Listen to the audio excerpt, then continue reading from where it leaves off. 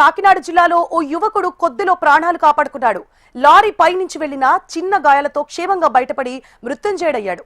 Tetagunta హైవేపై వెళుతోన్న bike ను tipper ఢీకొట్టడంతో ద్విచక్ర వాహనదారుడు lorry కిందకు వెళ్లిపోయాడు.